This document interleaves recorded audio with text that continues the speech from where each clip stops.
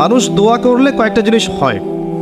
মানুষ দোয়া করলে রিজিক যদি হালাল হয়, আকীদায় যদি শিরিক না থাকে, আমলে যদি বেদাত না থাকে, দোয়া করলে দোয়া কবুল হয়ে যাবে ইনশাআল্লাহ। দোয়া করলে দোয়া ডাইরেক্ট কবুল হয়, অথবা আল্লাহ পাক এই দোয়ার বিনিময়ে তার ভবিষ্যতের কিছু বিপদ আপদ ছড়িয়ে দেয়। মনে করেন আপনি দোয়া করেছেন, অনেক দোয়া করেছেন, ইনস্ট্যান্ট আপনি রেজাল্ট পান নাই, তা আপনি জানেনই না এই দোয়ার বদৌলতে আপনার আগামীর বিপদ আল্লাহ কাটিয়ে দিয়েছে। এটা আল্লাহ জানেন, আপনি জানেন। অথবা কি হতে পারে, অথবা কিয়ামতের মাঠে এই বিনিময় দেওয়ার জন্য আল্লাহ পাক প্রতিদান রেখে দেবেন নিজের কাছে। এবং আমরা অনেকেই কিয়ামতের মাঠে উঠে আল্লাহ পাক আমাদেরকে দেখাবেন, আমল নামা দেখাবেন এবং বলবেন, অমুক দিন তুমি এই দোয়া করেছিলে, আমি এই দোয়াটা ওই সময় দেইনি, তোমার জন্য জমা রেখেছি, আজকে সেই দোয়ার বিনিময় তোমাকে দান করব। ওই দিন মানুষ বলবে, আমরা বলবো যে কাশ দুনিয়াতে আমার কোনো দোয়াই যদি কবুল না হতো। কথা বুঝতে পারছেন? দুনিয়াতে যদি আমার কোনো দোয়াই কবুল না হতো, আজকে সব প্রতিদান পেতাম। একজন অসুস্থ ব্যক্তি, যার দুনিয়াতে প্রচুর রোগ ছিল, কিয়ামতের মাঠে যখন দেখবে যে এগুলোর প্রতিদান কত হাজার হাজার নেকি সে পাচ্ছে, তখন সে বলবে, দুনিয়ার পুরো জীবনটাই যদি অসুস্থ থাকতাম কতই না ভালো। আমি বুঝাতে চাচ্ছি, এরকম অনেক হাদিস আছে, বলতে গেলে রাত শেষ হয়ে যাবে, যে দুনিয়ার জীবনটার মূল্য আল্লাহর কাছে খুব বেশি নয়, একটা মাছির পাখার সমানও নয়। যদি হতো তাহলে কোনো কাফের মুশরিককে আল্লাহ পাক এক ঢোক পানি খেতে দিতেন না। আর আজকে আমাদের চিন্তা চেতনা সমস্ত বিষয় দুনিয়া কেন্দ্রিক। আমাদের পড়াশোনার উদ্দেশ্য দুনিয়া, ব্যবসার উদ্দেশ্য দুনিয়া, চাকরির উদ্দেশ্য দুনিয়া, আমাদের সামাজিক কাজগুলোর উদ্দেশ্য দুনিয়া, সব কিছুই দুনিয়া কেন্দ্রিক। আর আমরা সবাই মনে করছি দুনিয়া, এই দুনিয়া, এর পরে আর কিছু নাই। মনে রাখবেন, যে ব্যক্তি দুনিয়ার জন্যে দুনিয়া করে, শুধু দুনিয়ার জন্যই দুনিয়া করে, সে দুনিয়া পরকাল দুটোই হারাবে। আর যে ব্যক্তি পরকালের জন্য দুনিয়া করবে, সে ইহকাল পরকাল দুটোই পাবে ইনশাআল্লাহ। কথা বুঝতে পারছেন? যে ব্যক্তি দুনিয়ার জন্যই দুনিয়া করবে, সে দুনিয়া আখিরাত দুটোই হারাবে। দুনিয়ার জন্য যদি আমি দিনের কাজও করি, তাও হারাবো। কথা বুঝতে পারেন নাই? দুনিয়ার স্বার্থে যদি আমি দিনের কাজ করি, ইসলামকে নিয়ে দুনিয়ার স্বার্থ অর্জন করতে চাই, তাহলে দুনিয়া আখিরাত দুটোই হারাবো। আর যদি পরকালে আল্লাহর সন্তুষ্টি পাওয়ার জন্য আমি দুনিয়া করি, আল্লাহ পাক পরকাল দুনিয়া দুটোই দিবেন ইনশাআল্লাহ। আল্লাহ পাক আমাদেরকে বোঝার তৌফিক দান করুন, আমিন। আশা করি আমরা সাফল্যের সংজ্ঞাটা বুঝতে পেরেছি। কারা সফল হবে? মুমিনরা। এবার আসেন, মুমিন কারা? সহজ কথায় বলছি, যারা 6টা বিষয় বিশ্বাস করে। কয়টা? 6টা পিলারে যারা বিশ্বাস করে। 1 নাম্বার, মুহাম্মদ সাল্লাল্লাহু আলাইহি ওয়াসাল্লামকে জিজ্ঞেস করা হয়েছিল না, ইয়া মুহাম্মদ সাল্লাল্লাহু আলাইহি ওয়াসাল্লাম আখবিরনি আনিল ঈমান, আমাকে ঈমান সম্পর্কে বলুন। মনে আছে হাদিসটা? হাদিসে জিবরিল, মিশকাতের 2 নম্বর হাদিস মেবি, জি। আর মুসলিম শরীফের 9 নম্বর হাদিস। জিবরাইল আলাইহিস সালাম মানুষের বেশ ধরে নবী সাল্লাল্লাহু আলাইহি ওয়াসাল্লামের কাছে এসেছিলেন, তার হাঁটুর সাথে হাঁটু লাগিয়ে বসেছেন, বসে 4টা প্রশ্ন করেছিলেন। ইসলাম কাকে বলে, ঈমান কাকে বলে, ইহসান কাকে বলে, এবং কিয়ামত কবে হবে। নবীজি বলেছিলেন, কিয়ামত কবে হবে এই বিষয়ে প্রশ্নকারী উত্তরদাতার জ্ঞান সমান। তখন তিনি আবার প্রশ্ন করেছিলেন, তাহলে আলামত কিছু বলে দিন। এর উপর বিস্তারিত আমার খুতবা আছে, শুনে নিবেন, ইউটিউবে আছে। তো এর মধ্যে একটা প্রশ্ন ছিল, ঈমান কাকে বলে। নবী সাল্লাল্লাহু আলাইহি ওয়াসাল্লাম উত্তর দিয়েছিলেন, আল ঈমান, ঈমান হচ্ছে আন তুমিনা বিল্লাহ, তুমি বিশ্বাস করবে এক আল্লাহর প্রতি। মুখস্থ করে ফেলবেন, এক আল্লাহর প্রতি ঈমান। ওয়া মালাইকাতিহি, তার ফেরেশতা মণ্ডলীর প্রতি 2 নম্বর। 3 নম্বর, ওয়া কুতুবিহি, তার আসমানি কিতাব সমূহের প্রতি, সমস্ত আসমানি কিতাব সমূহের প্রতি। 4 নম্বর, ওয়া রুসুলিহি, তার সমস্ত রাসূলগণের প্রতি বিশ্বাস করবে। 5 নম্বর, ওয়াল ইয়াউমিল আখির, পরকালের জীবনে বিশ্বাস করবে। 6 নম্বর, ওয়াল কদরি খায়রি ওয়া শাররি, তাকদীরের ভালো এবং মন্দের প্রতি বিশ্বাস করবে। এই 6টা পিলারের প্রতি বিশ্বাস করার নাম কি? ঈমান। বলেন তো আমার সাথে। 1 নম্বর আল্লাহর প্রতি, 2 নম্বর ফেরেশতা মণ্ডলীর প্রতি, 3 নম্বর আসমানি কিতাব সমূহের প্রতি, 4 নম্বর নবী রাসূলগণের প্রতি, 5 নম্বর পরকালের জীবনের প্রতি, 6 নম্বর কি ভাগ্যের ভালো মন্দের প্রতি। এখন মজার ব্যাপার হচ্ছে এই 6টার কোনোটাই চোখে দেখা যায় না। কথা বুঝতে পারছেন? এই 6টার কোনোটাই আপনি চোখে দেখতে পারবেন না। আল্লাহ দেখেছেন, মালায়েকা ফেরেশতা দেখেছেন, আসমানি কিতাব সমূহ, আগের আসমানি কিতাবগুলো দেখেছেন। আমি তো বারবার একটা কথা বলি লেকচারে যে অনেক মুসলিম তো কোরআনও দেখেনি। এমন মুসলিম নাই? আছে, অবশ্যই আছে, দিন দিন ওদের সংখ্যা বাড়ছে। হ্যাঁ, কেমব্রিজ, অক্সফোর্ড, হার্ভার্ড থেকে পড়ে আসছে, কোরআন দেখেনি। হ্যাঁ, আপনি তোলা তোলা করে বড় করেছেন, ইউনিভার্সিটিতে পড়ে আপনার ছেলে কোরআন দেখেনি কখনো। দেখেছে যে তার বাবার মৃত্যুবার্ষিকীতে হুজুর এসে একটা বই পড়ে, তার নাম কোরআন, তার কাছে এরকমই মনে হয়। এরকম জেনারেশন আছে না? এদেরকে খিজির আলাইহিস সালাম পেলে হত্যা করতে। ওই যে ছোট্টবেলায় একটা বাচ্চাকে হত্যা করে, মনে আছে? একটা ছোট্ট বাচ্চাকে খিজির আলাইহিস সালাম হত্যা করেছিলেন। নবী সাল্লাল্লাহু আলাইহি ওয়াসাল্লাম বলেছিলেন, কে জন্য হত্যা করলেন? একটা অপরাধ করলেন আপনি। খিজির আলাইহিস সালাম বলেছিলেন, এই বাচ্চা যদি বড় হতো তাহলে বিশাল কাফের হতো এবং নিজে কুফরি করতো, পিতা মাতাকে কাফের বানিয়ে ছাড়তো। এই হলো সেই জেনারেশন যেটাকে আমরা বড় করছি এখন। বিশ্বাস করেন, এটাই সেই জেনারেশন। আর সূরা কাহফ কিন্তু শেষ জামানার সূরা। কেন শেষ জামানার সূরা? কারণ এই সূরা আপনাকে দাজ্জাল থেকে বাঁচাবে। দাজ্জাল আগমনের সময় বিশ্বের কি অবস্থা হবে এটা ওই সূরার মধ্যেই দেয়া আছে। এটাকে আপনাকে বুঝতে হবে গভীরভাবে। যাই হোক, আসেন, আসমানি কিতাবসমূহ আমরা কিন্তু দেখিনি, কোরআন আমরা দেখেছি। নবী রাসূলগণ কোনো নবীকে দেখেছে? এমনকি আমরা কি আমাদের নবীকেও দেখেছি? দেখিনি। ওয়াল ইয়াউমিল আখির, পরকালকে দেখেছে? পরকালের কিছুই দেখিনি আমরা। দেখেছি? আমরা শুনেছি কবরে আযাব হয়, দেখেছেন কখনো? কবর চাপা দিবে, দেখেছেন? কবরের প্রশ্নোত্তর হবে, দেখেছেন? কবরে যে আমরা দাফন করে দিয়ে আসি, কখনো কি দেখা যায় এগুলো? আমরা কি রূহ বা আত্মাকে দেখেছি? দেখেছি? এরকম পরকালের প্রতিটা স্তর, কিয়ামতের মাঠ, মিজান, পুলসিরাত, জান্নাত, জাহান্নাম, আমলনামা দেখেছি? দেখি নাই। আমাদের কাদের ফেরেশতা দেখেছি? কিছু দেখি নাই। এই যে 6টা পিলার ইমানের, সব কিন্তু গায়েব, অদৃশ্য বিশ্বাস। এটাই সেই আয়াতের ব্যাখ্যা। আল্লাহ পাক বলেছেন, আলিফ লাম মিম যালিকাল কিতাব লা রাইবা ফিহি হুদাল লিল মুত্তাকিন। এই বইটা মুত্তাকিদের জন্য হেদায়েত, যে বইয়ে কোনো সন্দেহ নাই, যে কিতাবে কোনো সন্দেহ নাই। এই মুত্তাকি কারা? আল্লাযীনা ইউমিনুনা বিল গায়বি, যারা কিনা প্রথমত এই গায়েবের প্রতি ঈমান আনে। এই হলো গায়েবের 6টা পিলার। এখন সবচেয়ে মজার কথা হচ্ছে যে এখনকার শিক্ষা এবং জ্ঞান দর্শন হচ্ছে এমন যে পরীক্ষা নিরীক্ষা, বিজ্ঞান, যুক্তি আর দর্শন দিয়ে কোনো কিছুকে যদি প্রমাণ না করতে পারেন তাহলে তার অস্তিত্ব নেই। এটা আমাদেরকে শেখানো হয়, পশ্চিমারা এটা শিখিয়েছে।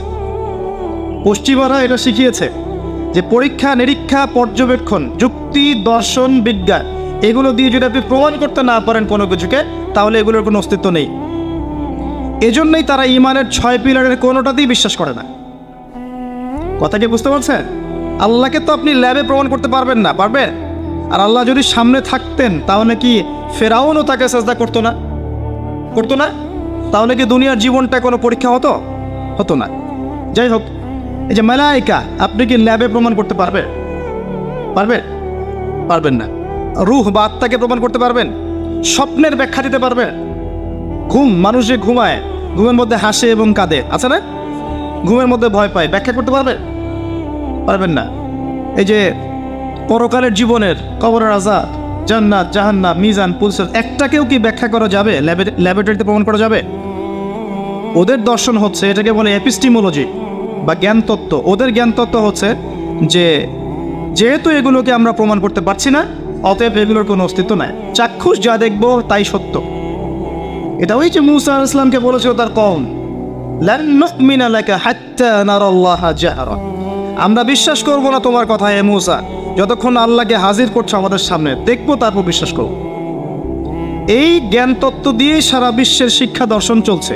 এই কারণেই বলি আমি যে শিক্ষার মধ্যে শিরক আছে। কি আছে? শিক্ষা দর্শনের মধ্যে শিরক আছে। এই চিন্তা চেতনা লালন করে কেউ জ্ঞান অর্জন করে, তার এই পুরো জ্ঞান অর্জনটাই বৃথা। এই জ্ঞানের দিয়ে সে দুনিয়া পাবে, পরকাল পাবে না। তো ইমানের 6 পিলার প্রত্যেকটাই কি? গায়েবে বিশ্বাস। এগুলো বিশ্বাস করতে হবে, এটাই দুনিয়ার জীবনের পরীক্ষা। মনে রাখবেন, এগুলোর প্রতিটার পিছনেই বিজ্ঞান আছে, যুক্তি দর্শন আছে, কিন্তু আমাদেরকে সেই ক্যাপাবিলিটি অফ থিঙ্কিং দেওয়া হয় নাই। আমাদেরকে ওই মাথার মধ্যে ওই চিন্তা শক্তি দেওয়া হয়নি যে আপনি মালাইকা ব্যাখ্যা করতে পারবেন। যে মৌতের আলামত শুরু হবে, মানুষের চোখ লোহার মতো তীক্ষ্ণ হয়ে যাবে। আছে না সূরা কফের মধ্যে, ফাকাশাফনা আনকা গিতাআক ফাবাসারুকা ইয়াওমা হাদিদ, এই যে তোমার চোখ আজকে লোহার মতো তীক্ষ্ণ হয়ে গেছে, পরকালকে দেখতে পারবে সে। মৃত্যুর সময় দেখবেন মানুষ চোখ খুলে তাকিয়ে থাকে, তাকিয়ে থাকে না, চোখ বন্ধ করে দেওয়া হয়। তার রূহটা যে মালাইকা নিয়ে চলে গেছেন সে দেখতে থাকে, রূহটাকে ফলো করতে থাকে। মানুষের সায়েন্স বলে এখন মানুষের বডি যখন মারা যায় তারপরও চোখ জীবিত থাকে। চোখের মধ্যে চোখ সবচেয়ে শেষে নষ্ট হয়। চোখের এই যে ইন্দ্রিয়ের ক্ষমতাটা, এটা প্রথম মানে ডেড বডি মারা যাওয়ার সাথে সাথেই শেষ হয়ে যায় না, চোখের এই ক্ষমতাটা বাকি থাকে। দেখবেন চোখ তাকিয়ে আছে।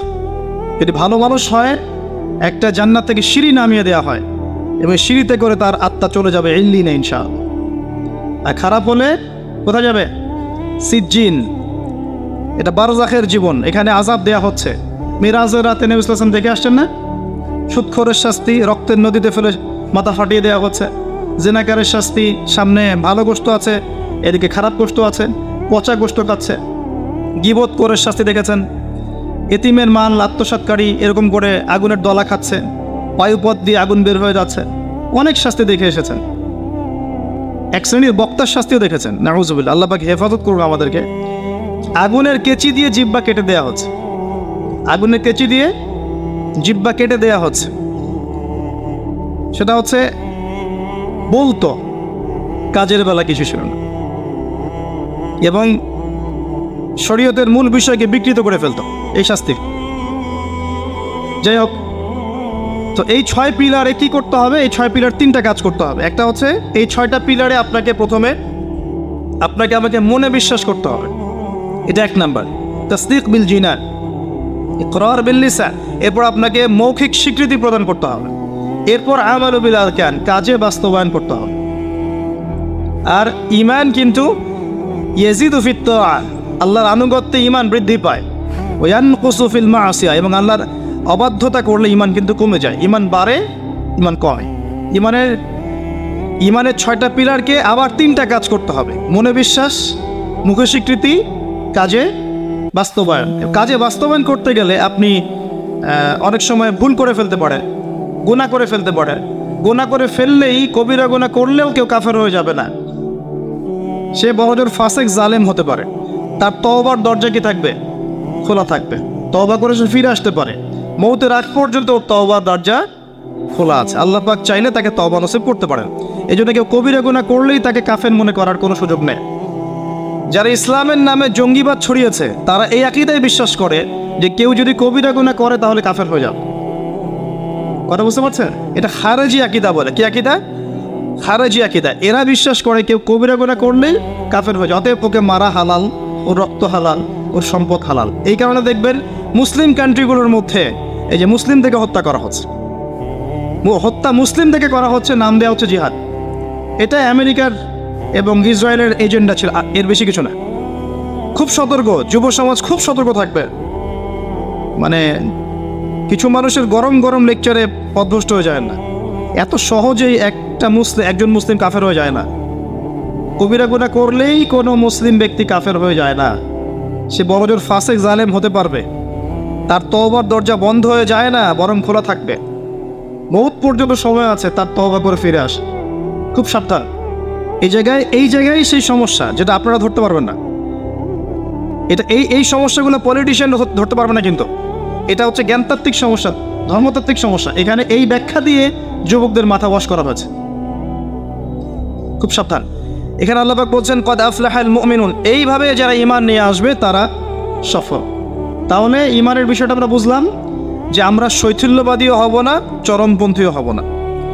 আমরা ঈমানের 6 পিলারে বিশ্বাস করব, মৌখিক স্বীকৃতি দিব, মনে বিশ্বাস করব, কাজে বাস্তবায়ন করব। কাজ করতে গিয়ে যদি ভুল ত্রুটি হয়ে যায়, কবিরা গুনাহ হয়ে যায়, তওবা করে ফিরে আসার সুযোগ আছে। কবিরা গুনাহ করলেই কেউ কাফের হয়ে যায় না, বরং সে বড়জোর ফাসেক জালেম হতে পারে। তার তওবা রাস্তা খোলা আছে, তাকে হত্যা করা আমার জন্য বৈধ নয়। সিম্পল। এইভাবে যারা ঈমান আনবে তাদেরকে বলা হচ্ছে আফলাহাল মুমিনুন, তারা সফল হয়ে গেছে। এবং তাদের আরও কিছু কোয়ালিটি আল্লাহ পাক বলেছেন, আমি একটা একটা করে বলে শেষ করছি। আল্লাহ পাক বলেছেন আল্লাযীনা হুম ফি সলাতিহিম খাশিউন। এভাবে ঈমান আনার পর তাদের প্রথম কাজ, তারা নামাজের মধ্যে খুশু খুজুর সাথে নামাজ পড়ে, যেটা এখনকার ডিজিটাল নামাজ আপনি পাবেন না। খুশু খুজুর সাথে নামাজের কয়েকটা শর্ত: ওয়াক্ত ঠিক থাকতে হবে, নামাজের পদ্ধতি ঠিক থাকতে হবে, নামাজের ধীর স্থিরতা বজায় থাকতে হবে, নামাজে আপনি কি পড়ছেন কি বলছেন এটা বোঝার চেষ্টা করতে হবে। এই জন্য আমি কিছু টিপস আপনাদেরকে এর আগেও দিয়েছি, আবার বলছি, এটা আমি ব্যক্তিগতভাবে উপলব্ধি করেছি যে নামাজের মধ্যে যদি আপনি প্রতিদিন প্রতি ওয়াক্তে একই সূরা পড়তে থাকেন, মনোযোগ কমে যাবে। আপনি এক এক ওয়াক্ত নামাজে এক এক সূরা পড়েন, ভেরিয়েশন রাখেন, আপনি নামাজে মনোযোগ পাবেন বেশি।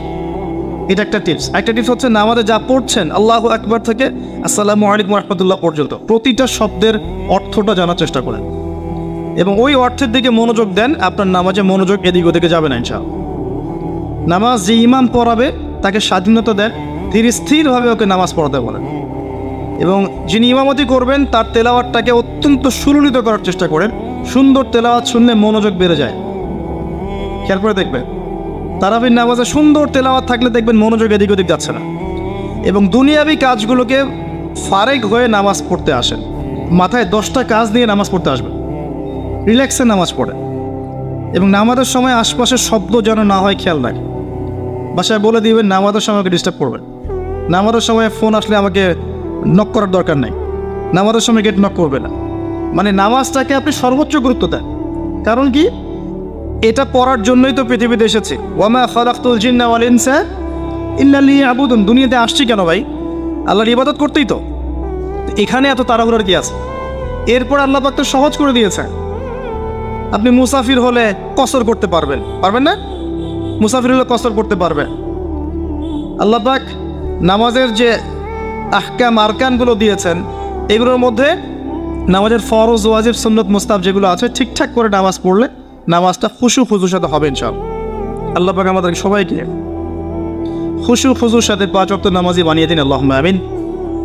আর মুকিম যারা থাকবেন, চেষ্টা থাকবে জামাত ধরার জন্য। এটা ব্যক্তিগত উপলব্ধি আমার। জামাতে সালাত পড়লে যেরকম মনোযোগ আসে, মনটা তৃপ্তি হয়, বাসায় নামাজ পড়লে সেটা হয় না। এটা হয় না। নামাজ জামাতে যখন যাব, ওযু করলাম, ইবাদত, পায়ে হেঁটে যাচ্ছি, গুনাহ মাফ হচ্ছে, সবার সাথে দেখা সাক্ষাৎ হয়, প্রথম কাতারে দাঁড়ানোর সুযোগ হয়, আপনার ইমামতি করলে মনোযোগ আরও বেশি থাকে, নামাজের পরে বসে জিকির আজগার করার সুযোগ হয়, নামাজের পরে আবার 2-1 হাদিস পড়ার সুযোগ হয়।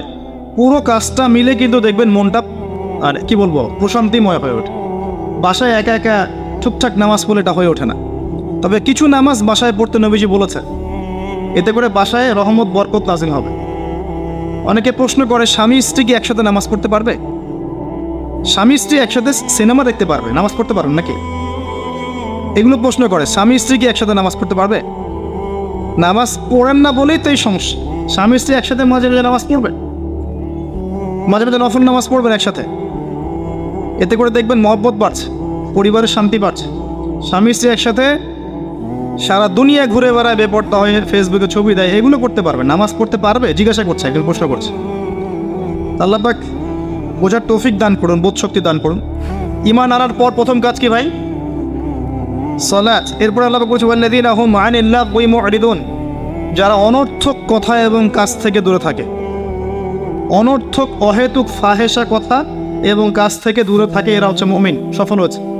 খেয়াল করে দেখবেন আমাদের জীবনের বেশিরভাগ কথা এখন অনর্থক হচ্ছে, অহেতুক। অহেতুক গীবত, অহেতুক তহমত, অহেতুক সমালোচনা। 3-4 জন একসাথে বসলেই গীবত। যে ব্যক্তি কিছু বোঝেই না, সে পলিটিক্স নিয়ে কথা বলা শুরু করলো, ইকোনমিক্স নিয়ে কথা বলা শুরু করলো, দেশ নিয়ে, রাষ্ট্র নিয়ে, কত বুদ্ধি তার, মাশাআল্লাহ। অথচ সে এসবের ধারই ধারে, জ্ঞানের কোনো ধারই ধারে না। এই জ্ঞান তার মধ্যে নাই। এমন কেউ নাই যে সব বিষয় নিয়ে কথা বলার চেষ্টা করে না। সবাইকে সব বিষয়ে কথা বলতে হবে না তো। যে বিষয়ে দক্ষ সে সেই বিষয়ে কথা বলবে। তো আমরা কিন্তু কথা খুব বেশি বলি, অহেতুক কথাবার্তা, অহেতুক কাজ। দেখবেন অহেতুক কাজে আমাদের যুব সমাজ সময় নষ্ট করছে। ঘুম থেকে ওটা থেকে শুরু করে দেখেন, অহেতুক আড্ডা মারবে, অহেতুক বাইক নিয়ে ঘুরছে মেয়ের পিছনে, অহেতুক বান্ধবীর পিছনে ঘোরা, দেখবেন অহেতুক আড্ডা মারা, কফি শপে বসে থাকা, অনলাইনে সারাদিন অনলাইনে স্ক্রল করতে থাকা, অহেতুক দেখবেন বসে বসে গেমস খেলছে, যে গেমসের কোনো মূল্যই নেই, সময় নষ্ট করছে নিছক মনোরঞ্জনের জন্য। এরকম প্রচুর কাজ, মেয়েদেরকেও দেখেন সেম কাজ করছে, সারাদিন দেখবেন ওই সাজুগুজু নিয়ে পড়ে আছে, হয়তো সিরিয়াল দেখছে বসে বসে, ঘন্টার পর ঘন্টা চলে যাচ্ছে, রিমোট নেওয়াই যায় না হাত থেকে। সারাদিনের সব কাজ আগে শেষ করে সন্ধ্যার সময় বসতেই হবে, সন্ধ্যা থেকে রাত 10টা সিরিয়াল, 10টা সিরিয়াল দেখে শেষ করবে। তারপরে বাঘের মুখ থেকে খাবার কেড়ে নিয়ে আসতে পারবেন, কিন্তু আপনার স্ত্রীর হাত থেকে রিমোট নিতে পারবেন না। মানে সবই অহেতুক, খেয়াল করে দেখবেন প্রচুর কাজ আমরা করি, নিছক অহেতুক কথার কাজ। আল্লাহ পাক বলেছেন মুমিনদের সবচেয়ে বড় বৈশিষ্ট্য হচ্ছে তারা অহেতুক কথা এবং কাজ এড়িয়ে চলবে। কথা বললে দিনের কথা বলবে, আল্লাহর কথা বলবে, রাসূলের কথা বলবে, যে কথায় কোনো উপকার আছে এমন কথা বলবে, যে কথায় নিজের বা নিজের পরিবারের, নিজের দেশের, নিজের জাতির, নিজের উম্মার উপকার হয়, দিনের খেদমত হয়, এমন কোনো কথা বলবে বা কাজ করবে। আর যদি কোনো জায়গায় বসে দেখেন অহেতুক কথা কাজ হয়ে গেছে, সেক্ষেত্রে ওঠার আগে অবশ্যই এই দোয়াটা পড়বেন, সুবহানাকা আল্লাহুম্মা বিহামদিকা আশহাদু আল্লা ইলাহা ইল্লা আনতা আস্তাগফিরুকা ওয়া আতুবু ইলাইক। আশা করা যায় ওই বৈঠকে আপনি যে অহেতুক কথাগুলো বলেছেন এটা মাফ হয়ে যাবে ইনশাআল্লাহ। তো আল্লাহ পাক আমাদের সবাইকে অনর্থক কথা এবং কাজ থেকে বেঁচে থাকার তৌফিক এনায়েত করুন, আমিন। এরপর আল্লাহ পাক বলেছেন ওয়াল্লাযীনা হুম লিযাকাতি ফাঈলুন, যারা যাকাত আদায় করে। এখানে যাকাতের দুইটা অর্থ, একটা হচ্ছে মালের যাকাত প্রদান করা, নিসাব পরিমাণ সম্পত্তি থাকলে 2.5% যাকাত দিবেন। যাকাত দেন তো? শুধু যাকাতটা যদি আমরা কালেক্ট করতে পারতাম, আমাদের সমাজে দারিদ্রতা বলে কিছু থাকতো না। শুধু যাকাতটা যদি আমরা সংগ্রহ করতে পারতাম সবাই, আর আমরা যদি দিতাম। আমরা অনেকে নামাজ পড়ি, যাকাত দেই না। রমজান মাসে তারাবির নামাজে এসে অনেক বড় বড় বাহাদুরি দেখাই, যাকাতটা আদায় করি না। বহু মানুষ আছে আমরা যাকাত দেই না। এমন অনেক মানুষ আছে আমাদের সমাজে যাদের এক একজনের যাকাতের টাকা দিয়ে শত শত মানুষের কর্মসংস্থান করা সম্ভব, জানেন? এমনও অনেক মানুষ আছে আমাদের দেশে। আমরা বলি না যে আমরা মধ্যম উন্নয়ন অগ্রগতির দেশ, তাই বলছি না এখন, কিন্তু উন্নয়নশীল দেশ হলে আমাদের মধ্যে এমন অনেক মানুষ আছে যাদের সম্পদ মাশাআল্লাহ ওই আকাশের চূড়ায় পৌঁছে গেছে। যাকাত নেন, দেখবেন অনেক কিছু করা সম্ভব। স্বেচ্ছায় যাকাত দেওয়ার মানসিকতা তৈরি করে, এটা ফরজ জিনিস, নফল নয়। এটা একটা অর্থ। নিসাব পরিমাণ সম্পদ থাকলে যাকাত দিয়ে দিন। যদি যাকাত না দেন, সূরা তাওবা পড়ে দেখেন আপনার জন্য কি শাস্তি অপেক্ষা করছে। সম্পদ গলিয়ে কপালে, গালে, পিঠে সব জায়গায় আল্লাহ পাক লেপটে দিবেন, দিয়ে বলবে হাযা মা কানাসতুম লিআনফুসিকুম, এটাই সেই সম্পদ যা তুমি তোমার জন্য জমিয়ে রেখেছিলে। ফাযুকুল আযাব বিমা কুনতুম তাকনিসুন, আজকে স্বাদ ভোগ করো, আযাব চাখো, যে সম্পদ তুমি সঞ্চয় করেছিলে এর স্বাদ তুমি চেখে দেখো। আল্লাহ পাক আমাদেরকে যাকাত প্রদান করার তৌফিক দান করুন, আমিন। যাকাত এবং ইসলামিক ইকোনমিক্স নিয়ে আমি ইনশাআল্লাহ ডিটেলস কোন একটা লেকচার আলোচনা করবো ইনশাআল্লাহ। আরেকটা অর্থ হতে পারে যাকাতের, হতে পারে না এটা অর্থই, অন্যান্য অনেক ওলামায়ে কেরাম বলেছেন। এখানে যাকাত আরেকটা অর্থ হচ্ছে আত্মশুদ্ধি, মনটাকে পবিত্র করা। আর আত্মশুদ্ধি অর্জন হবে কিছু কাজে, আমি আবারও বলছি, আত্মশুদ্ধি অর্জন হবে নামাজ বেশি বেশি করে পড়লে এবং নফল নামাজ বাড়িয়ে দিলে, আল্লাহর জিকির বেশি বেশি করে করলে, তাসবিহ তাহলিলগুলো বাড়িয়ে দিলে, সকাল সন্ধ্যায় জিকির করলে, আল্লাহ পাকের কাছে বেশি বেশি দোয়া করলে, বেশি বেশি মওতের কথা স্মরণ করলে, ইয়েতিমের মাথায় হাত বোলালে, মানব সেবামূলক কাজ করলে, জনগণের কল্যাণ হয় এমন কাজ করলে মন নরম হবে, সফট হবে ইনশাআল্লাহ। এবং মন যত নরম হবে তত বেশি আল্লাহ নূর সেখানে আসবে। একই সাথে মনের মধ্য থেকে যাবতীয় হিংসা, বিদ্বেষ, গীবত, তহমত, অহংকার, রিয়া বের করে ফেলতে পারলে ইনশাআল্লাহ দেখবেন আপনার আমার মনটা পবিত্র হবে। এটাই হচ্ছে তাজকিয়া। আল্লাহ বলেছেন কদ আফলাহা মান যাক্কাহা ওয়া কদ খাবা মান দাসাহা। অন্য সূরায় বলেছেন কদ আফলাহা মান তাযাক্কা ওয়া যাকারা ইসমা রাব্বিহি ফাসাল্লা। আল্লাহ পাক আমাদের সবাইকে আত্মশুদ্ধি অর্জন করার তৌফিক এনায়েত করুন, আমিন। এরপর আল্লাহ পাক বলেছেন ওয়াল্লাযীনা হুম লিফুরুজিহিম হাফিজুন, যারা লজ্জাস্থানের হেফাজত করে। নারী পুরুষ উভয়ের জন্য লজ্জাস্থানের হেফাজতের কথা বলা হয়েছে। আর নারীদের ক্ষেত্রে তাদের পুরো দেহই লজ্জাস্থান, আর পুরুষের সতর আপনারা জানেন। এখানে বৈধ সম্পর্কের বাইরে যত অবৈধ সম্পর্ক আছে সব কিছু থেকে দূরে থাকতে বলা হয়েছে। আপনার চোখের জেনা, মনের জেনা, হাতের জেনা, পায়ের জেনা, সমস্ত জেনা এবং সত্যিকারের জেনা সব কিছু থেকেই দূরে থাকতে বলা হয়েছে। আর লজ্জাস্থান পবিত্র রাখার সবচেয়ে শ্রেষ্ঠ মাধ্যম হচ্ছে পবিত্র স্ত্রীকে বিয়ে করা, বিয়ে শাদী করে নিজের ইজ্জতটাকে হেফাজত করা, এবং এটা প্রাপ্তবয়স্ক হয়ে গেলেই করে ফেলা উচিত। যত ডিলে করবেন পাপ বাড়তে থাকবে। এবং গার্ডিয়ানদের উচিত, যদি একটা রিজিকের ব্যবস্থা হয়ে থাকে সন্তানের, বয়স হয়ে গেলে বিয়ে দিয়ে দেওয়া ছেলে আর মেয়ের, যাতে করে ওরা পবিত্র জীবনযাপন করে, অবৈধ সম্পর্কগুলো থেকে বেঁচে থাকে। আবার অনেক সময় দেখা যায় যে আমরা বিয়ের পরেও যে পরকীয়া, তারপরে আপনার ব্যভিচার, পতিতালয়ে যাওয়া, ঠিক আছে, নারী পুরুষের অবাধ মেলামেশা, এগুলোও কিন্তু জেনার অন্তর্ভুক্ত। এগুলো লজ্জাস্থানে হেফাজতের খেলাফ। এর বাইরে আবার আছে সমকামিতা। একটা পর্যায়ে গিয়ে দেখা যায় যে ছেলে ছেলের সাথে নাউজুবিল্লাহ সম্পর্ক স্থাপন করে, মেয়ে মেয়ের সাথে নাউজুবিল্লাহ সম্পর্ক স্থাপন করে। এরা হচ্ছে কওমে লুত আলাইহিস সালামের কওম। এদের শাস্তি আল্লাহ পাক দিয়েছেন এভাবে, এবং আগামীতেও দিবেন ইনশাআল্লাহ। সেটা হলো আল্লাহ পাক এদেরকে আসমানে উঠিয়েছিলেন, উঠিয়ে পাথর বর্ষণ করে আবার মাটিতে দাবিয়ে দিয়েছেন। এটা কওমে লুতের শাস্তি ছিল। এই উম্মতের মধ্যে যদি কেউ এই কাজটা করে, তার জন্য শরীয়তের শাস্তি হচ্ছে মৃত্যুদণ্ড। শরীয়তের শাস্তি হচ্ছে মৃত্যুদণ্ড। কেউ যদি এই কাজ করে থাকে, তাহলে শরীয়ত সম্মতভাবে তার মৃত্যুদণ্ড ঠেকানোর কোনো রাস্তা নাই। আমি বুঝাতে পারছি না, এখানে শরীয়তের আইন নাই। এখনকার বিশ্বে সব জায়গায় শরীয়তের আইন নাই। শরীয়তের আইন হচ্ছে তাকে মৃত্যুদণ্ড দিতে হবে। সে যে এখন বেঁচে আছে, এটা আল্লাহ পাকের দয়ায় বেঁচে আছে।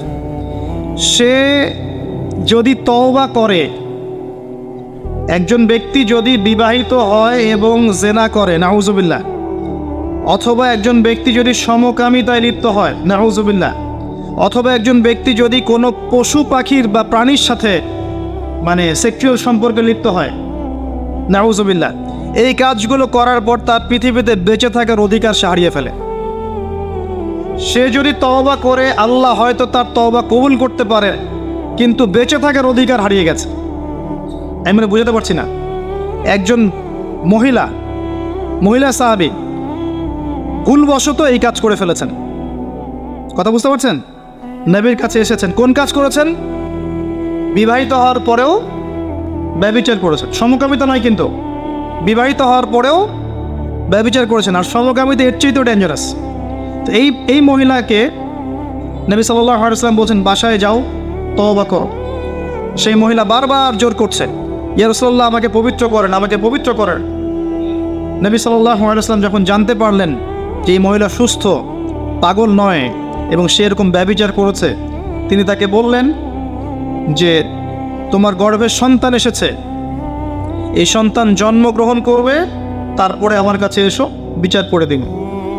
সে মহিলা ফিরে গেল। সে মহিলা ফিরে গিয়ে এই যে বাচ্চা, তার কি বাবার পরিচয় আছে?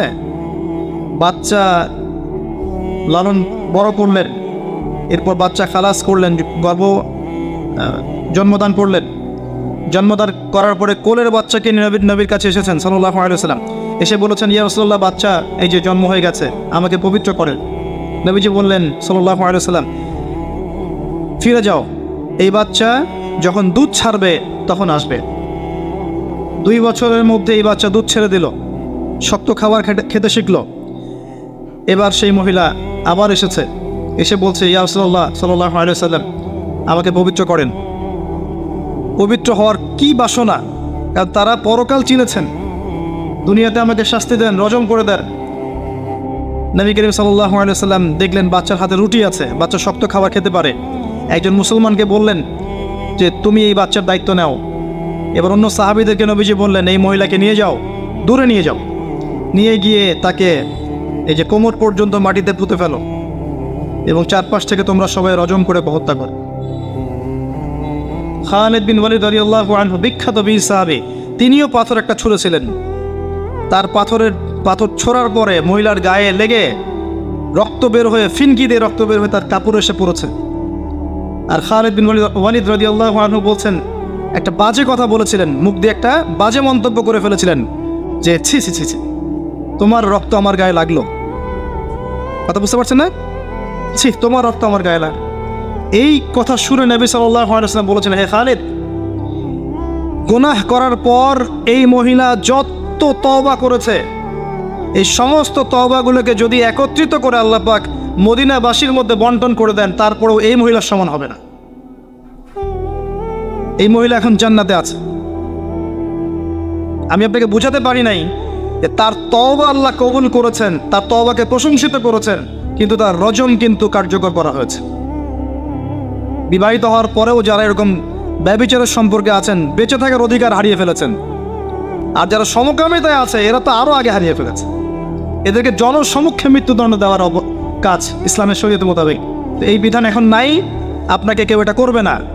আল্লাহর কাছে তওবা করার নীরবে নিভৃতে আল্লাহ পাক আশা করা যায় গুনাহ মাফ করে দিবেন ইনশাআল্লাহ তাআলা। কিন্তু পৃথিবীতে বেঁচে থাকার অধিকার মানুষ হারিয়ে ফেলে কিছু আমল করলে, এটা সেই আমল। আল্লাহ পাক এই সূরায় বলেছেন লজ্জাস্থানের হেফাজত করতে এবং পবিত্র স্ত্রীদের কাছে ব্যতীত অন্য কোথাও গিয়ে যেন আমরা সম্পর্কে লিপ্ত না হই। আল্লাহ পাক আমাদের সবাইকে পবিত্র থাকার তৌফিক এনায়েত করুন, আমিন। আর দুটা কথা বলে আল্লাহ পাক শেষ করেছেন এই প্রথম দিকের আয়াতগুলো। আল্লাহ পাক বলেছেন ওয়াল্লাযীনা হুম লিআমানাতিহিম ওয়া আহদিহিম রাউন। মুমিন তারা যারা আমানত রক্ষা করে এবং ওয়াদা রক্ষা করে। আমানত আর ওয়াদা, কিয়ামতের আলামত, কিয়ামত কবে হবে সাহাবীরা জিজ্ঞাসা করছেন।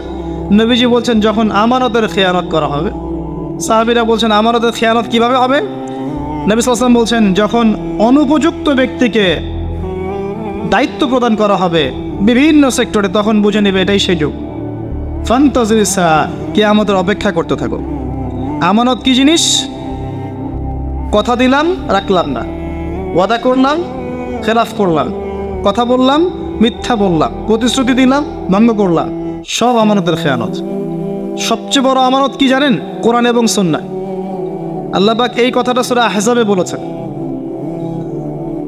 ইন্না আরাদনা আল-আমানাতা আলা আস-সামাওয়াতি ওয়াল আরদ ওয়াল জিবাল ফাআবাইনা আন ইয়াহমিলনাহা ওয়া আশফাকনা মিনহা ফাহামালাহা আল-ইনসান। এই যে কোরআন, সুন্নাহ, ইসলাম, শরীয়ত, এই আমানতটাকে আমি আসমান, জমিন, পাহাড়ে দিতে চেয়েছিলাম।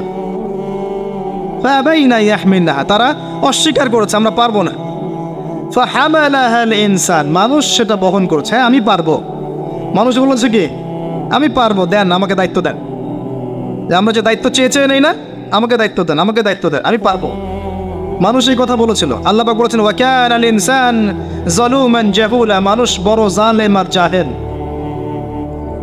আবু যার রাদিয়াল্লাহু আনহু নবী সাল্লাল্লাহু আলাইহি ওয়াসাল্লাম বলছেন যে তুমি মানুষের দায়িত্ব নিতে যেও না, যদি তোমাকে দুইজনের দায়িত্ব দেওয়া হয় যেন তোমাকে ছুরিবিহীন জবাই করে ফেলা হয়েছে। কঠিন জিনিস। মানে যার যে সেক্টরে দায়িত্ব আছে, পরিবারে, সমাজে, আরও বড় জায়গায়, ইকোনমিক সেক্টরে, তাকে ওই সেক্টরে জিজ্ঞাসাবাদ করা হবে। পুরো বিষয় ক্লিয়ার না হওয়া পর্যন্ত পুলসিরাত পার হতে দেওয়া হবে না। আর যদি দায়িত্ব পাওয়ার পরে তার দ্বারা খেয়ানত হয় এবং অন্যের উপর জুলুম হয়ে থাকে, তাহলে মাজলুমদেরকে দাঁড় করানো হবে যতক্ষণ না তাদের অধিকার ফিরিয়ে দেওয়া হয়। কিভাবে?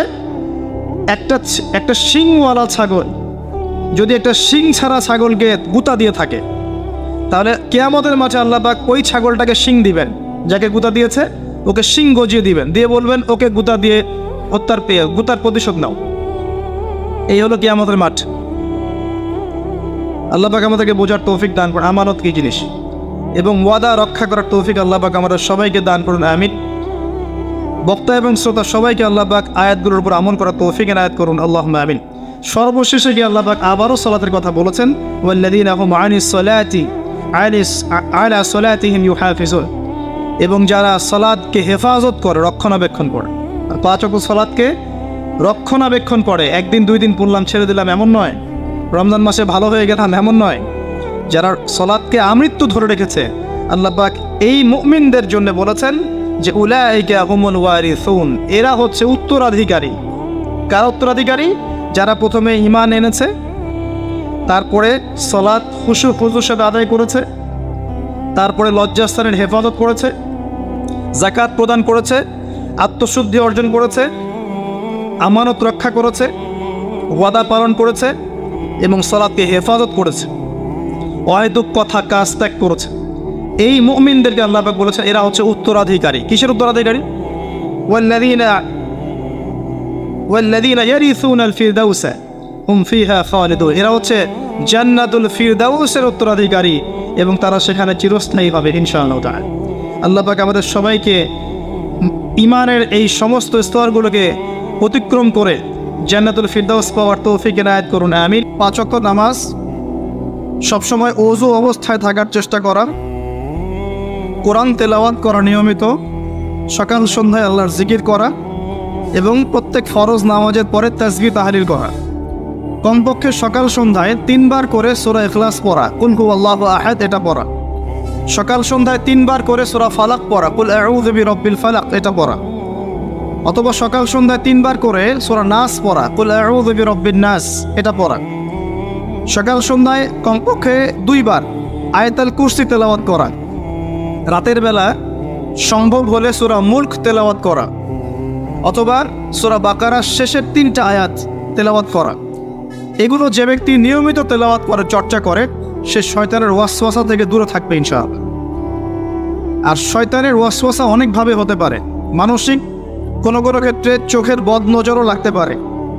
চোখের বদনজর কিন্তু সত্য, যদিও বা বর্তমান বিজ্ঞান এগুলোকে স্বীকার করে না। আর বিজ্ঞান কোনো কিছুকে স্বীকার করলেই আমরা মানব, আর স্বীকার না করলে মানব না। এটা একটা কুফরি আকীদা। কি আকীদা? কুফরি আকীদা। বিজ্ঞান, যুক্তি, দর্শন এগুলো আল্লাহর বিধানের আওতাধীন। আল্লাহ পাকের বিধান এবং ওহী বিজ্ঞান, যুক্তি, দর্শনের আওতাধীন নয়। এই কনসেপ্টটা মুসলিমদেরকে আগে ক্লিয়ার করতে হবে। আল্লাহ রাব্বুল আলামিন তার ওহীর মধ্যে যে জ্ঞান নাজিল করেছেন এটা চূড়ান্ত। কোনো জ্ঞান যদি এর ভিতরে পড়ে যায় সেটা আমরা গ্রহণ করব, যেটা এর বাইরে চলে যাবে সেটাকে গ্রহণ করার প্রয়োজন নাই। দুর্ভাগ্যজনক হচ্ছে পশ্চিমারা সর্বপ্রথম নষ্ট করে দিয়েছে মুসলিম কমিউনিটিগুলোর পলিটিক্যাল সিস্টেম। দ্বিতীয়ত ধ্বংস করেছে মুসলিম জাতিগুলোর সামাজিক ব্যবস্থা। তৃতীয়ত ধ্বংস করেছে মুসলিমদের কালচার, সংস্কৃতি। চতুর্থ ধ্বংস করেছে মুসলিমদের অর্থনীতি। আর এখন ধ্বংস করতে চাচ্ছে মুসলিমদের শিক্ষানীতি। সর্বপ্রথম যে বিষটা দেওয়া হয়েছে পশ্চিমা সভ্যতা থেকে, সেটা হলো মুসলিমদের একটা কমিউনিটি ছিল ইউনাইটেড, এটাকে কেটে টুকরা টুকরা করে বিভক্ত করে ফেলা হয়েছে।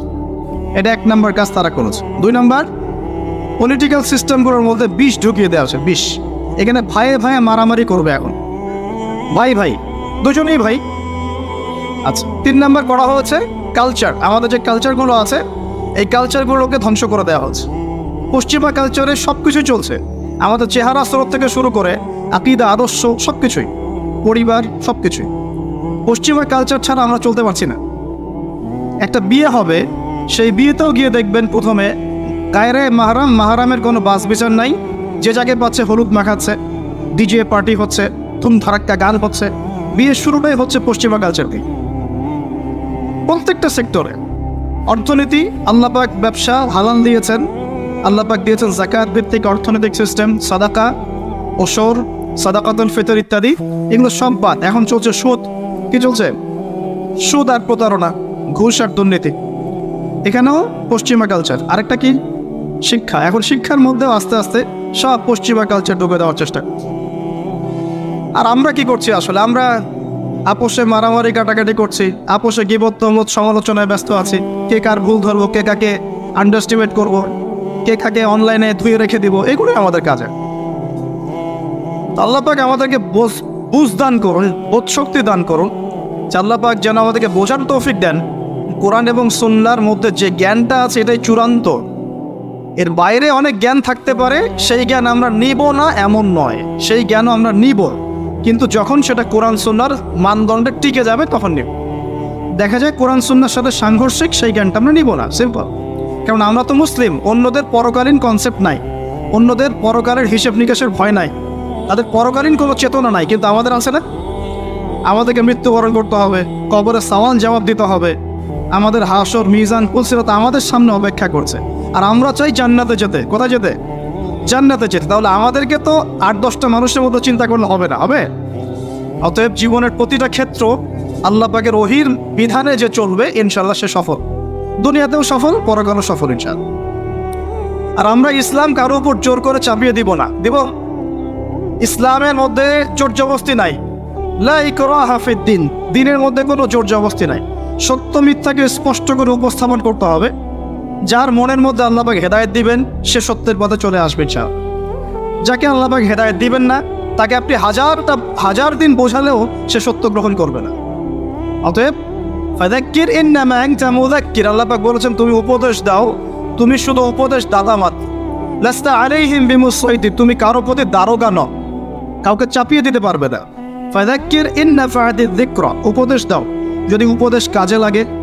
সায়াযাক্কারু মান ইয়াখশা, যে আল্লাহকে ভয় করে সে অচিরেই কিন্তু উপদেশ গ্রহণ করবে। আল্লাহ পাক আমাদের সবাইকে আল্লাহর উপদেশ অর্থাৎ কোরআন সুন্নাহর ওহীর জ্ঞান অর্জন করার তৌফিক দান করুন এবং সেই জ্ঞান অনুযায়ী আমল করার তৌফিক দান করুন। আল্লাহ পাক মানুষ সৃষ্টি করে কি করেছেন সেটা জানার আগে আমরা এটা জানবো যে আল্লাহ রাব্বুল আলামিন যখন একা ছিলেন তারপর আল্লাহ পাক কি করেছেন, জানতে ইচ্ছা করে না? আচ্ছা, আজকে আমরা এই হিস্ট্রিটা বলছি, শুনুন। আস্তে আস্তে আমি যুবকদের দিকেও আসবো এবং সমকালীন প্রেক্ষাপটেও আসবো ইনশাআল্লাহ। আর সবশেষে আমরা ফিনিশিং দিব এভাবে, সমকালীন প্রেক্ষাপটে আমাদের করণীয় কাজগুলো কী কী, আল্লাহ পাক আমাদেরকে বোঝার তৌফিক দেয়। আল্লাহ পাক একা ছিলেন, তারপর আল্লাহ সৃষ্টি করেছেন আরশে আজিম। এই জায়গাটা একটু ফাঁকা করো প্লিজ। আল্লাহ পাক সৃষ্টি করেছেন কি? আরশে আজিম। আরশ কি জিনিস? যেই আরশের ছায়ায় আল্লাহ পাক কিয়ামতের মাঠে 7 শ্রেণীর মানুষকে ছায়া দিবেন, যেদিন এই ছায়া ছাড়া অন্য কোনো ছায়া থাকবে না। আরশটাকে একটু বুঝি। একটা হাদিসের মধ্যে নবী সাল্লাল্লাহু আলাইহি ওয়াসাল্লাম বলেছেন, নবীর নাম শুনলেই দরুদ পড়বেন, বলবেন সাল্লাল্লাহু আলাইহি ওয়াসাল্লাম। নবীজি বলছেন, দেখো এই পৃথিবী থেকে প্রথম মহাবিশ্বের দূরত্ব হচ্ছে 500 বছরের পথ। কত বছর? 500 বছর। এভাবে দ্বিতীয় মহাকাশ থেকে তৃতীয় মহাকাশ দূরত্ব 500 বছরের পথ। এইভাবে প্রত্যেক আসমানের মধ্যে দূরত্ব হচ্ছে কত বছরের পথ? 500। সপ্তম আসমানের উপরে আছে সিদরাতুল মুনতাহা। কি আছে? এটা একটা কুল গাছ, বড়ই গাছ।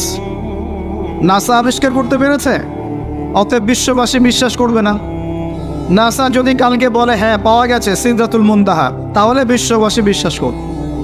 একটা শিরকি দর্শন চলছে, কুফরি দর্শন। ও যখন বলবে হ্যাঁ তখন সবাই বলে হ্যাঁ, যখন তারা বলে না সবাই বলে না। আল্লাহ পাকের ওহীর জ্ঞানের কোনো মূল্য নাই সবার কাছে, ইল্লা মাশাআল্লাহ। সিদরাতুল মুনতাহার উপরে আছে কুরসি। কি আছে? কুরসি। আল্লাহ পাকের কুরসি, যেটা আপনি আয়াতুল কুরসির মধ্যে পড়েন, ওয়াসিআ কুরসিয়ুহুস সামাওয়াতি ওয়াল আরদ, মানে আল্লাহ পাকের কুরসিটা আসমান জমিনকে ঘিরে রেখেছে। আর বলে রাখি যে প্রত্যেক ফরজ নামাজের পর যে আয়াতুল কুরসি পড়ে জান্নাতে যাওয়ার জন্য তার একটাই বাধা, মৃত্যু। মওত হয়ে গেলে জান্নাতে চলে যাবে। একটা হাদিস আসছে, রাত্রেবেলা ঘুমানোর সময় কেউ যদি আয়াতুল কুরসি পড়ে সারা রাত আল্লাহর পক্ষ থেকে একজন ফেরেশতা তাকে পাহারা দিবে ইনশাআল্লাহ। এই ফেরেশতা তো দেখা যায় না, দেখা যায়? তো কয়দিন পর যদি বলে যে যা দেখা যায় না তা বিশ্বাস করা যাবে না, আসলে কিন্তু এপিস্টেমোলজি তাদের এটাই, যা দেখে না তা বিশ্বাস করে না। পশ্চিমারা কি ফেরেশতায় বিশ্বাস করে? কেন করে না? এটা তো একটা প্রশ্ন, উত্তরটা আমি বলছি আপনাদেরকে। কারণ তাদের জ্ঞান তত্ত্ব হচ্ছে যা চোখে দেখি না, যা পরীক্ষা নিরীক্ষা পর্যবেক্ষণে আসে না, তার কোনো অস্তিত্ব নাই। এটা ওদের ফিলোসফি অফ এডুকেশন, শিক্ষা দর্শন। এটাকে আমরা ফিলোসফির ভাষায় বলি এপিস্টেমোলজি বা জ্ঞান তত্ত্ব। জ্ঞান তত্ত্ব টিচার যারা আছেন তারা বুঝবেন, তাদের জ্ঞান তত্ত্ব এমন। আর আমাদের জ্ঞান তত্ত্ব উল্টা, টোটালি ডিফারেন্ট। আমরা কি বলি? আমরা বলি ওয়াকুলিল হাক্কু মির রাব্বিকুম, সত্য আল্লাহর পক্ষ থেকে আসে। আমরা বলি যে অদৃশ্যে বিশ্বাস না করা পর্যন্ত কেউ মুমিনই হতে পারবে না। ইমানের কয় পিলার? ইমানের কয় পিলার? 6 পিলার। আমানতু বিল্লাহি, আল্লাহর প্রতি বিশ্বাস করলাম, ওয়া মালাইকাতিহি, তার ফেরেশতাগণের প্রতি, ওয়া কুতুবিহি, আল্লাহ পাকের আসমানি কিতাব সমূহের প্রতি, ওয়া রুসুলিহি, আল্লাহ পাকের রাসূলগণের প্রতি, ওয়াল ইয়াউমিল আখির, পরকালের প্রতি, ওয়াল কদরি খায়রিহি ওয়া শাররিহি, তাকদীর বা ভাগ্যের ভালো মন্দের প্রতি। এই 6টার একটাও কি চোখে দেখা যায়? আল্লাহকে দেখেছেন? ফেরেশতা দেখেছেন? আমাদের নবীকেও কি দেখেছেন? শুধু কোরআনটা আপনি চোখের সামনে দেখছেন, আর কিচ্ছু আপনি দেখছেন না। পরকাল দেখেছেন? তাকদীর ভাগ্য দেখেছেন? কিচ্ছু দেখি নাই। এই 6টা পিলারে বিশ্বাস না করতে পারলে কেউ মুমিন হতে পারবে না। পারবে? আলিফ লাম মিম যালিকাল কিতাবু লা রাইবা ফি হুদাল লিল মুত্তাকিন। কারা মুত্তাকি? আল্লাযীনা ইউমিনুনা বিল গায়বি। এই যে 6টা গায়েবে যারা বিশ্বাস করে এরা হলো মুমিন, মুত্তাকি। তাহলে আমাদের জ্ঞানের ভিত্তিটা কি? আমরা অদৃশ্য বিশ্বাস করি, আর ওদের জ্ঞানের ভিত্তি হচ্ছে ওরা চাক্ষুষ যা দেখে তাতে বিশ্বাস করে। এই জায়গাতেই তো পার্থক্য জ্ঞানতাত্ত্বিক। এই কারণেই ওরা ফেরেশতায় বিশ্বাস করে না, আল্লাহ বিশ্বাস করে না, নবী রসুলগণে বিশ্বাস করে না। তারা বলছে আল্লাহর সন্তান আছে, নাউজুবিল্লাহ।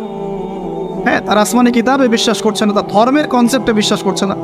তারা পরকাল, পুনরুত্থান, হাসর, কিয়ামত, মিজান, পুলসিরাত কিছুই বিশ্বাস করে। বিশ্বাসগত পার্থক্য এখানে। এখন মুমিন মুসলিম হিসাবে আমরা বিশ্বাস করি আল্লাহ পাকের ফেরেশতা আছে না নাই? আছে। এখন এই ফেরেশতারা 8জন ফেরেশতা, বড় বড় 8জন ফেরেশতা, তারা আল্লাহ পাকের আরশটাকে ধরে রেখেছে। কয়জন ফেরেশতা? 8জন। এই 8জন ফেরেশতা আল্লাহর আরশকে টেনে নিয়ে আসবে কিয়ামতের মাঠে। বলেন সুবহান। আল্লাহ পাকের এমনও ফেরেশতা আছেন যারা একটা ফুৎকার দিবে, জাস্ট একটা ফুল, এক ফুৎকারে পুরো মহাবিশ্ব ধ্বংস হয়ে যাবে। এত শক্তিশালী ফেরেশতা আছে আল্লাহ পাক। আমরা যখন মায়ের গর্ভে ছিলাম, এরকম একজন ফেরেশতাই আল্লাহর পক্ষ থেকে রূহ নিয়ে এসে মায়ের গর্ভে ফুঁকে দিয়েছে এবং আল্লাহর হুকুমে 4টা বিষয় লিখে দিয়েছে। আমরা প্রত্যেকে যখন মায়ের গর্ভে ছিলাম, বয়স ছিল 4 মাস 10 দিন। আমরা তো সব ভুলে গেছি এখন, এগুলো মাত্র 4 মাস 10 দিন। এখন শরীরে শক্তি আছে তো, এই জন্য শৈশব, বাল্যকাল সব ভুলে গেছে।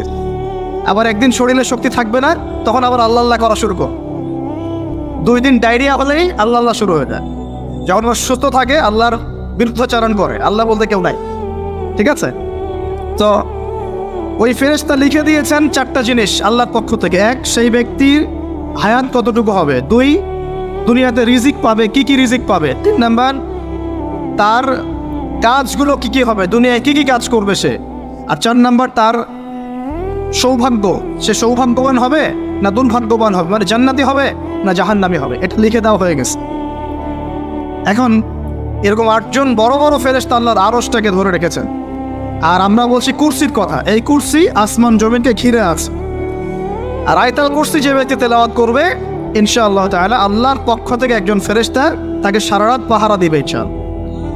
এই কুরসির উপরে কি আছে? এই কুরসির উপরে আছে মহাসাগর। কি আছে? অ্যামেজিং না? কখনো শুনেছেন? কুরসির উপরে আছে মহাসাগর। কানা আরশুহু আলাল মা। আল্লাহ পাক সূরা হুদের মধ্যে বলেছেন আল্লাহর আরশটা ছিল পানির উপরে। কিসের উপরে? এই মহাসাগরের গভীরতা নবীজি বলছেন এটা হচ্ছে 500 বছরের পথ। কত বছর? 500 বছর গভীর। আর আমরা যে সাগর দেখি, এই সাগরের নিচে কি আছে কে বলতে পারবে? এই সাগরের নিচে কি আছে? এই সাগরের নিচে আছে আগুন। কি আছে? আগুন। তো আমাদের মাঠে এই বঙ্গোপসাগরে আগুন লেগে যাবে, মানুষ কি বিশ্বাস করতে পারে? এখন যে সাগরটা দেখছেন পানি ভর্তি মহাসাগর, এখানে আগুন লেগে যাবে, আগুন দিয়ে সাগর জ্বলতে থাকবে। কিয়ামত যদি কেউ চোখে দেখতে চায়, সে যেন সূরা তাকবীর পড়ে। কোন সূরা? সূরা তাকবীর। আমপারায় দেখবেন সূরা তাকবীর আছে। ইদা শামসু কুবিরাত ওয়া ইদা নুজুমু কাদারাত ওয়া ইদা জিবালু সুয়িরাত ওয়া ইদা ইশারু উতিলাত ওয়া ইদা উহুশু হুশিরাত ওয়া ইদা বিহারু উজ্জিরাত। এই একটা বলছিলাম। তো প্রিয় ভাইরা, সাগর নিয়ে দুটো কথা বলেই দেই। সেটা হলো আল্লাহ পাকের সমস্ত সৃষ্টি আল্লাহ পাকের তাসবিহ পাঠ করে, এমনকি এই সাগরও আল্লাহর তাসবিহ পাঠ করে। এবং প্রতিটা সৃষ্টি পরকালের সাক্ষী হয়ে থাকবে। ওই সাগরের কিনারে দাঁড়িয়ে যারা ন্যাংটা হয়ে নগ্ন হয়ে দাঁড়িয়ে আছে, গোসল করছে, সাগর তাদের বিরুদ্ধে সাক্ষী দিবে। ওখানে দাঁড়িয়ে যারা গাঁজা খাচ্ছে, ফেন্সিডিল খাচ্ছে, ইয়াবা খাচ্ছে, সমকামিতা করছে, গান বাজনা করছে, সাগর ওদের বিরুদ্ধে সাক্ষী দিবে। এই যে আজকে যেখানে বসে আমরা ওয়াজ মাহফিল করেছি, দিনের কথা বলেছি, এই মাটি কালকে আমাদের সাক্ষী দিবে এখানে ভালো কিছু হয়েছে। গোপনে যেখানে জেনা করেছেন পতিতালয়ে, সেই পতিতালয়ের মাটি আপনার বিরুদ্ধে সাক্ষী দিবে। আল্লাহ পাকের প্রত্যেকটা সৃষ্টি আল্লাহর কাছে সাক্ষী প্রদান করবে আমাদের বিরুদ্ধে অথবা পক্ষে। আল্লাহ আমাদেরকে বোঝার তৌফিক দান করুন। সাগর থেকে শেখার অনেক কিছু আছে। সে নীরবে আল্লাহ পাকের হুকুম পালন করে যায়। কখনো কি সে হুকুম পালন করতে থেমে যায়? আসমানের পাখির দিকে হেদায়েত আছে, তারা আল্লাহ পাকের তাসবিহ পাঠ করে। গাছপালা আল্লাহর তাসবিহ পাঠ করে। আসমান, জমিন, চন্দ্র, সূর্য যা আছে, আল্লাহ পাকের সমস্ত সৃষ্টি আল্লাহর তাসবিহ পাঠ করে। আল্লাহ পাকের 2টা নাফরমান সৃষ্টি আছে, একটা হলো মানুষ, আর একটা হলো জিন জাতি। এই দুটোই সবচেয়ে নাফরমান সৃষ্টি। ওইদিকে আমি পরে আসছি। সাগর কি শেখায়? বিনয়ী হতে শেখায়। কারণ সে অনেক শক্তিশালী, সে অনেক শক্তিশালী এবং প্রচুর সম্পদে ভরা। এই সাগর এই পুরো এলাকার বা পুরো দেশের কোটি কোটি মানুষের রিজিকের উৎস। এই সাগর, তার ভিতরে আল্লাহ রিজিক আছে, সম্পদ আছে। অনেক সম্পদে পরিপূর্ণ থাকার পরেও সাগর খুব শান্ত, তার মধ্যে খুব উদ্ধত অহংকারী আচরণ দেখা যায়। ঠিক আল্লাহর জ্ঞানী মানুষরা সমুদ্রের মতো হয়, তাদের ভিতরে অনেক জ্ঞান থাকে, কিন্তু তারপরেও তারা শান্ত থাকে, বিনয়ী থাকে। যাদের ভিতরে সম্পদ কম তাদের লাফালাফি বেশি। কথা বুঝতে পারছেন? সাগর এত শক্তিশালী হওয়া সত্ত্বেও আপনি তার সামনে গিয়ে দাঁড়ালে সে আপনার পা ধুয়ে দেয়। আল্লাহ বিনয়ী মানুষরা এমনই হয়, অনেক শক্তিশালী হওয়া সত্ত্বেও, সম্পদশালী হওয়া সত্ত্বেও তারা আপনার পা ধুয়ে দিবে। অনেক শেখার আছে, অনেক কিছু। সাগর সম্পর্কে অনেক আয়াত আছে কোরআনে। যখন সাগরে নৌযান চলাচল করে তখন আল্লাহ পাক যদি ঝড় ঝাপটা দেন, প্রাকৃতিক কোনো বিপর্যয় দেন, তাহলে মানুষ মুখলেসভাবে আল্লাহকে ডাকা শুরু করে। যখন সে সেখান থেকে উদ্ধার পায়, আল্লাহ পাক উদ্ধার করে দেন, বিপদ থেকে বাঁচিয়ে দেন, আবার সে আল্লাহর সাথে শিরক করা শুরু করে। এই আয়াতগুলো সূরা ইউনূসের মধ্যে আছে। তো আমরা চেষ্টা করব সাগরের মতো সম্পদশালী হওয়ার জন্য। সম্পদশালী ভিতর থেকে, ভিতরে সম্পদ থাকবে, যেমন ভিতরে জ্ঞান থাকবে কিন্তু বাইরে বিনয়ী ভাব থাকবে। সাগরের মতো পা ধুয়ে দেওয়ার মানসিকতা থাকতে হবে। এবং যখন সে আল্লাহর হুকুমে গর্জন প্রদান করা শুরু করে তখন কিন্তু সামন পিছন সব ভাসিয়ে নিয়ে চলে যান। তাই নর্মালি শান্ত থাকতে হবে, যখন আল্লাহর হুকুম আসবে তখন ছাপিয়েও পড়তে হবে। কথা কি বুঝতে পারছেন? সমুদ্রের মতো অনেক কিছু শেখার আছে। এগুলো শিখতে হলে আগে দৃষ্টিভঙ্গি চেঞ্জ করতে হয়। সাধারণ মানুষের মতো সব দেখলে হবে না, আপনাকে খিদির আলাইহিস সালামের মতো দেখতে হবে। তার মতো মুসা আলাইহিস সালাম বলছেন যে নৌকা ফুটা করলেন কেন? সূরা কাহফ কেউ পড়েছেন? সূরা কাহফ পড়েছেন তো? নবী মুসা আলাইহিস সালাম বলছেন নৌকা ফুটা করলেন কেন? তিনি বলছেন নৌকা ফুটা না করলে জলদস্যু নিয়ে চলে যেত। মুসা আলাইহিস সালাম বলছেন নিষ্পাপ বাচ্চাকে হত্যা করলেন কেন? খিদির আলাইহিস সালাম বলছেন এই বাচ্চাকে হত্যা না করলে এই বাচ্চা বড় হয়ে বড় কাফের হতো, পিতামাতাকেও কাফের বানাতো। মুসা আলাইহিস সালাম বলছেন এই দেয়াল কেন নির্মাণ করলেন পারিশ্রমিক ছাড়াই? তিনি বলছেন দেয়াল নির্মাণ না করলে এর নিচে থাকা সম্পদ, এতিম বাচ্চাদের সম্পদ মানুষ নিয়ে চলে যেত। তিনটা প্রশ্নেই মুসা আলাইহিস সালাম বাইরের চোখ দিয়ে দেখেছেন, খিদির আলাইহিস সালাম তার ভিতরের চোখ দিয়ে দেখেছেন। এই যুগে যদি আপনি ফিতনা চিনতে চান, দাজ্জালীয় সভ্যতাকে চিনতে চান, তাদের প্ল্যানগুলো বুঝতে চান, স্বাভাবিক দৃষ্টিভঙ্গি দিয়ে দেখলে হবে না, ভিতরের চোখ দিয়ে দেখা শিখতে হবে। এটা সবচেয়ে বড় কথা আজকের মাহফিলে। দৃষ্টিভঙ্গি চেঞ্জ করতে হবে, তারপরে আপনি ফিতনা ধরতে পারবেন, সমাধানও খুঁজে বের করতে পারবেন ইনশাআল্লাহ। তবে বাস্তবতা কি জানেন? বাস্তবতা হচ্ছে খিদির আলাইহিস সালামের মতো মানুষদেরকে এই সমাজ মূল্যায়ন করে না। যাদের মধ্যে খিদিরের মতো অন্তর্দৃষ্টি আছে তাদেরকে সমাজ মূল্যায়ন করে না, তাদেরকে মানুষ বলে পাগল। যেমন নবী সাল্লাল্লাহু আলাইহি ওয়াসাল্লামকেও মানুষ বলেছিল মাজনুন, পাগল হয়ে গেছে। নবী সাল্লাল্লাহু আলাইহি ওয়াসাল্লামকে মানুষ বলছে সাহের, জাদুকর, মাজনুন, ফারিকুল জামাআ বলছে, সাবিঈ, কত কথা বলেছে। আল্লাহ পাক আমাদের সবাইকে কোরআন সুন্নাহ ভিত্তিক জ্ঞান অর্জন করার তৌফিক দেন এবং খিদির আলাইহিস সালামের মতো অন্তর্দৃষ্টি লালন করার তৌফিক দান করুন। এই মহাসাগরের অস্তিত্ব আছে যেটা কুরসির উপরে, এর উপর আল্লাহ রাব্বুল আলামিনের আরশে আযীম, যেটাকে টেনে নিয়ে আসবে কতজন ফেরেশতা? 8 জন। আগে হাদিসটা শুনে আল্লাহ পাক বলেছেন, দুঃখিত, নবী সাল্লাল্লাহু আলাইহি ওয়াসাল্লাম বলেছেন কিয়ামতের মাঠে আল্লাহ পাক 7 শ্রেণীর মানুষকে এই আরশের ছায়ায় ছায়া দেবেন। কত শ্রেণী? যুবক ভাইরা হাদিসটা খুব ভালো করে শোনেন, কারণ এখানে সবগুলো হওয়ার মতো সম্ভাবনা আপনার আছে। 7টা শ্রেণীর অন্তর্ভুক্ত হওয়ার সম্ভাবনাই যুবকদের আছে, সবার নাই। 1 নম্বর হচ্ছে ন্যায়পরায়ণ শাসক। সুযোগ আছে তো? শাসন ক্ষমতা খারাপ কিছু না, কিন্তু শাসন ক্ষমতা পেয়ে যদি মানুষ ন্যায় বিচার করে ভালো, যদি জুলুম করে তাহলে আল্লাহর সামনে জবাবদিহি করতে হবে। That's all. 2 নম্বর সেই ব্যক্তি যার অন্তর মসজিদের সাথে ঝুলন্ত থাকে। কার সাথে? মোবাইলের সাথে না, কার সাথে? এখন অন্তর কার সাথে ঝুলন্ত থাকে? মোবাইলের সাথে। মসজিদের সাথে অন্তর ঝুলন্ত মানে কি? এটা কি সত্যি সত্যি কলিজা ঝুলা আছে? না রূপকথা? মানুষ তো রূপক অর্থ বুঝতে পারে না এখন। মানে আপনি নামাজের জন্য, জামাতে নামাজ পড়ার জন্য উদ্গ্রীব হয়ে থাকেন, এটা হলো মসজিদের সাথে ঝুলন্ত হৃদয়। এরপর সেই ব্যক্তি, সেই যুবক যে তার যৌবনকালটা আল্লাহ পাকের ইবাদতে কাটিয়ে দিয়েছে, সুযোগ আছে না? আছে কি নাই? যুবকদের সুযোগ আছে কি নাই? 4 নাম্বার, সেই ব্যক্তি বা সেই দুই ব্যক্তি যারা একে অপরকে আল্লাহর জন্য মহব্বত করে। বয়ফ্রেন্ড গার্লফ্রেন্ড ট্রেডিশন বলা হচ্ছে না, বয়ফ্রেন্ড গার্লফ্রেন্ডের হারাম জেনার ভালোবাসা বলা হচ্ছে না। কি বলা হচ্ছে? দিনের জন্যে, আল্লাহর জন্যে দুজন পরস্পরকে ভালোবাসে, আল্লাহর জন্যেই বিচ্ছেদ ঘটে। 5 নাম্বার, সেই ব্যক্তি যাকে, যুবক ভাই শোনেন ভালো করে, সেই ব্যক্তি যাকে কোনো সুন্দরী নারী জেনার জন্যে ডাকে, সুন্দরী উচ্চ বংশের কোনো মেয়ে নিজেই জেনা করার জন্য ডাকে, কিন্তু যুবক বলে আমি আল্লাহকে ভয় করি, ইন্নী আখাফুল্লাহ, আমি আল্লাহকে ভয় করি। এরকম যুবক আছে এখনো বাকি সমাজে? এখন তো ইচ্ছা করেই মানুষ জেনা করে। এখন তো জেনা এত সহজ, মানুষ 1000, 1500, 2000 টাকা দিয়ে জেনা করতে পারে। এই সমাজে জেনা সহজ, বিয়ে হয়েছে কঠিন।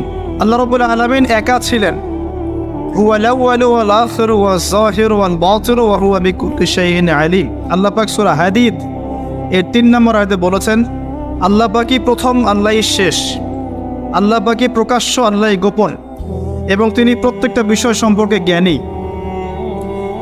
এক সময় কিছুই ছিল না, শুধু আল্লাহ রাব্বুল আলামিন ছিলেন। আবার একটা সময় আসবে কিছুই থাকবে না, শুধু আল্লাহ পাক থাকবেন। আল্লাহ পাক প্রকাশ্য, অর্থাৎ আল্লাহ পাকের নিদর্শনগুলো প্রকাশ্য, এগুলোকে দেখে আল্লাহকে চিনতে হবে। আল্লাহ পাক গোপন, আল্লাহর মারেফত গোপন, এটাকে খুঁজে নিতে হয়, সবার সামনে এসে ধরা দিবে না। আল্লাহকে চেনার এবং আল্লাহকে পাওয়ার যে রাস্তা, এটা আপনাকে খুঁজতে হবে। ওয়া হুয়া বিকুল্লি শাইইন আলিম, আল্লাহ পাক প্রত্যেকটা বিষয় সম্পর্কে জ্ঞানী।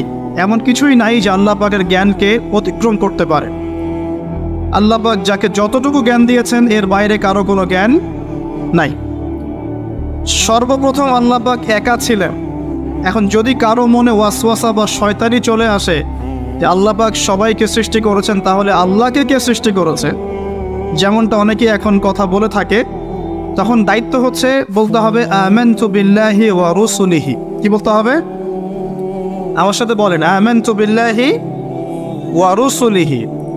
এবং বলতে হবে আউযু বিল্লাহি মিনাশ শাইতানির রাজিম, অথবা বলতে হবে আল্লাহুম্মা ইন্নী আউযু বিকা মিন হামাযাতিশ শায়াতিন ওয়া আউযু বিকা রাব্বি আন ইয়াহদুরুন। এটা বলে বাম দিকে 3 বার থুতু ফেলতে হবে, তাহলে শয়তানের এই ওয়াসওয়াসা মন থেকে দূর হয়ে যাবে ইনশাআল্লাহ।